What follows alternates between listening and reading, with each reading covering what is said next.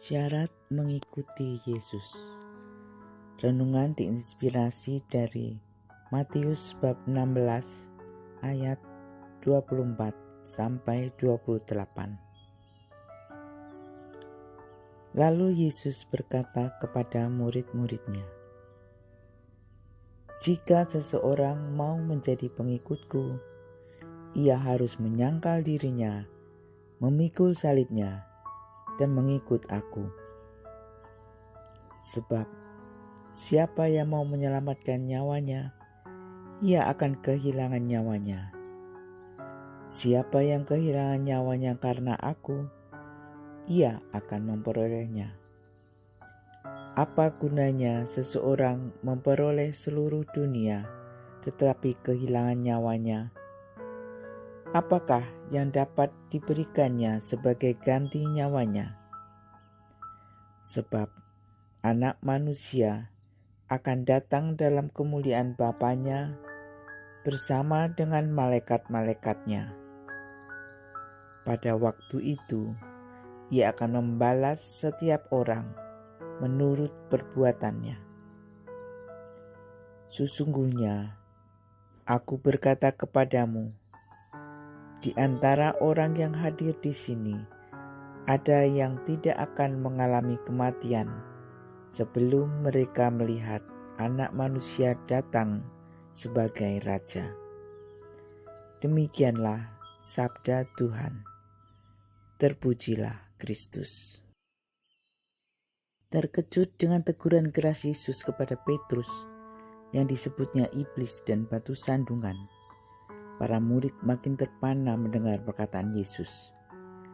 "Jika seseorang mau menjadi pengikutku, ia harus menyangkal dirinya, memikul salibnya, dan mengikut aku." Sungguh radikal di luar nalar.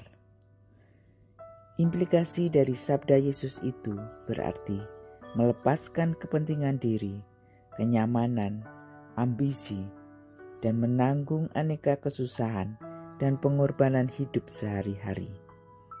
Jauh dari harapan akan kemuliaan dan segala hal kedagingan yang menarik hati manusia. Mengikut Yesus berarti berpartisipasi dalam hidup dan sengsara Yesus. Susah, tapi Santo Dominikus yang pestanya kita rayakan hari ini bisa mewujudkannya. Dia hidup pada zaman gereja diserang oleh pengikut Albigensianisme yang sesat dalam ajaran iman dan tidak segan merusak gereja dan biara.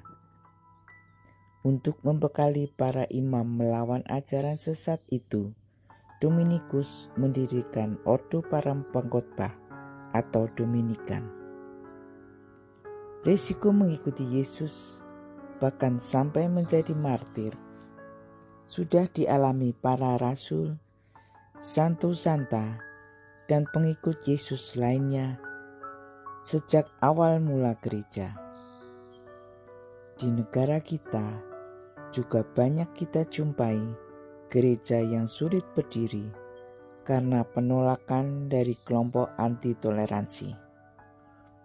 Contoh terkini adalah penyerangan terhadap remaja yang sedang retret di Cidahu, Sukabumi akhir Juni lalu.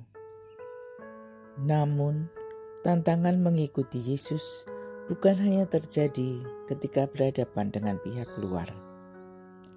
Dalam organisasi gereja pun biasa kita jumpai hal-hal yang menggerogoti hati. Saya baru mengalami hal yang niretika. Didepak, istilah mereka, dari kepengurusan tanpa informasi sebelumnya. Saya kaget, tapi bersyukur sudah terbebas. Tidak ada juga yang patut saya berhati. Itu kerja pelayanan yang tentunya pro bono. Lucunya, setelahnya saya ditawari menjabat menjadi penasehat. Nasihat apa yang bisa diberikan seseorang yang mengalami pendepakan? Sekarang Yang harus saya lakukan adalah memaafkan, baik peristiwanya maupun siapapun yang terlibat di dalamnya. Bentuk penyangkalan diri. Memutuskan ikut Yesus, sebaiknya Yesus saja yang menjadi fokus. Yesus sudah mengalami sendiri beratnya salib, maka Dia pun akan memberi kekuatan kepada kita ketika harus memikul salib. Marilah berdoa. Yesus Tuhanku, terima kasih karena kami telah Kau pilih menjadi pengikut-Mu. Berilah kami kekuatan agar ketika tiba saatnya untuk menyangkal diri, memanggul salib dan mengikuti Engkau, kami dapat melakukannya dengan baik demi kemuliaan nama-Mu. Engkaulah yang mulia dan bertahta dalam kerajaan surga untuk selama-lamanya. Amin.